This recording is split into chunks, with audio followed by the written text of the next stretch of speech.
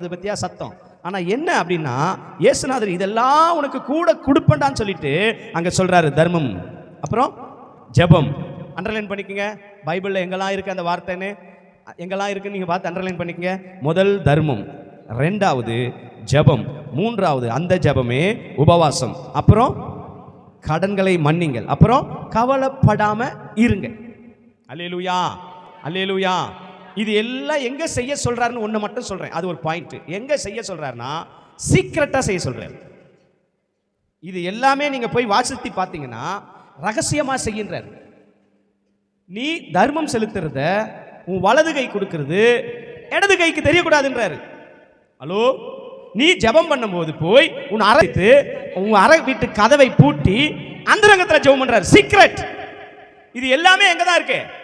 உபவாசம் எப்படி பண்ண சொல்றாருன்னா, யாருக்கும் தெரியப்படுத்தாத. நீ உபவாசம் இருக்கும்போது உன் முகத்துல என்ன காட்டிக்காத, சோர்வை காட்டாத. உன் தலைக்கு எண்ணெய் பூசி உன் முகத்தை கழுவி யாருக்குமே தெரியாம என்னவாயிரு, உபவாசம் இருன்றார் இந்த அதிகாரத்துல. இது எல்லாமே நான் எக்ஸ்பிளைன் பண்ண போறேன். எவ்வளவு பண்ண முடியுமோ தெரியல.